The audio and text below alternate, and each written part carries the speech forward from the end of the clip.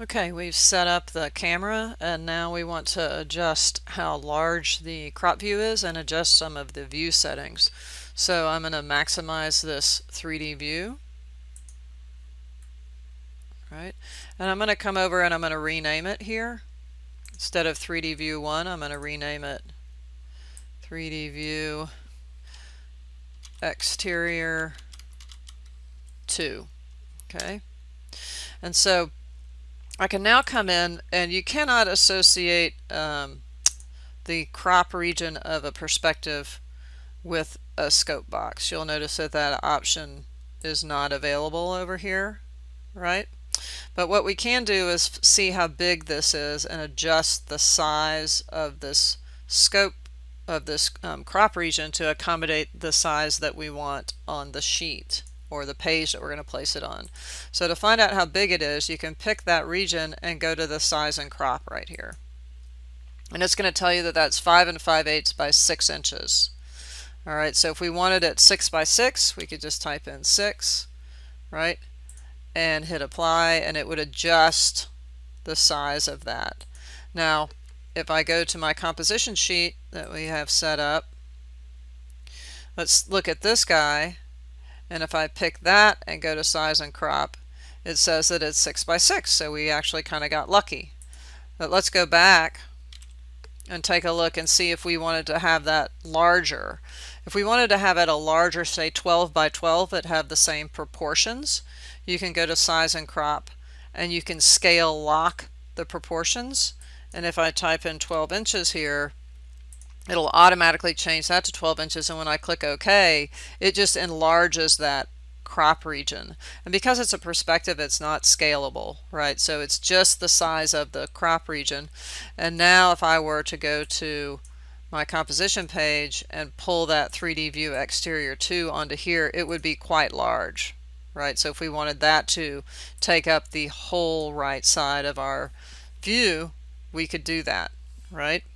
Okay, so let's I'm going to go ahead and remove that. Let's go back to our 3D view exterior 2, and let's say that it's a fine view, but maybe we want to go ahead and make it partially transparent, right? So there's a couple of different ways to do that. I could make this piece only transparent, or I could make the whole building transparent, and I can do that through my visibility graphics.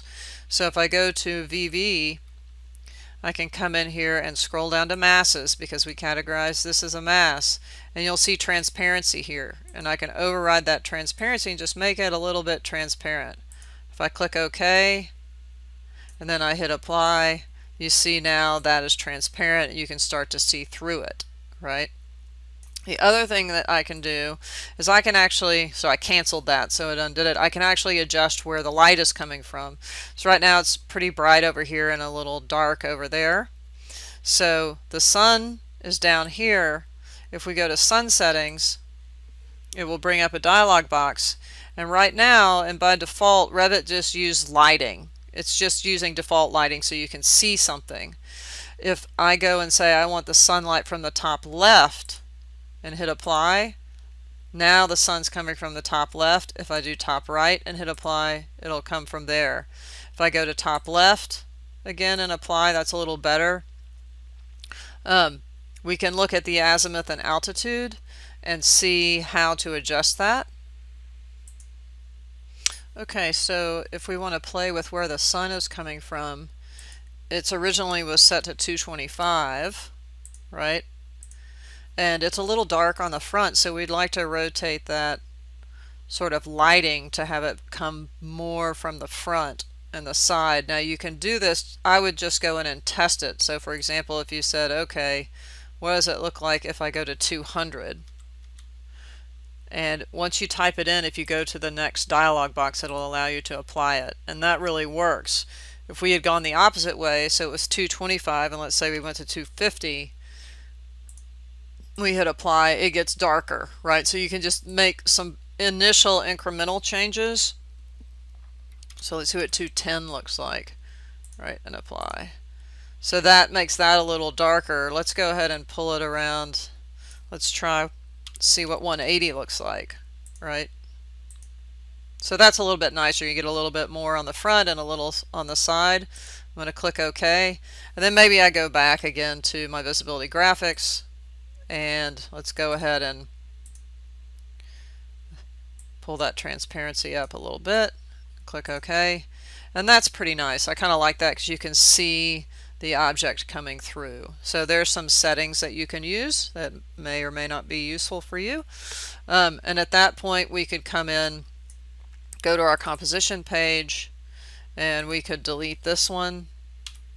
Now deleting the view on the page, on the sheet, doesn't delete the view. It's actually still there. So that was 3D view exterior. The one we just made is 3D view exterior too. And it's still huge, right? So I want to size and crop that and make it scale locked 6 by 6. So 6 inches. Click in there, apply, OK. And now I'm just going to move that up. And I don't even want this view title in there, so I'm just going to come over and go to no title. And then you can select this, and I'm using the arrow keys just to move it kind of up and around, right? And the crop box is still on, so I can go in and just double click on here and hide my crop region, and double click out, and now you've got that. Now you have the option of, you could also get rid of this floor, like you can see that floor in there, which maybe it would be nice not to have that. So I'll double click, select the floor, right click on it, go to hide in view elements, and then if I double click out, maybe pull this down a little bit and adjust it, and we've got that guy in there. Alright,